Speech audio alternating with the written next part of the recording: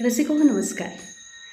वारीमध्ये जात असताना किंवा गावाकडे आजही एकमेकांना भेटल्यावरती गुड मॉर्निंग गुड नाईट न म्हणता रामराम मंडळी, जय हरी माऊली, जय जय राम कृष्ण हरी असं म्हणतात. का बरं? कारण भगवद्गीतेमध्ये सुद्धा कृष्णांनी सांगितलेलं आहे, ममैवांशो जीवलोके जीवभूत सनातनः.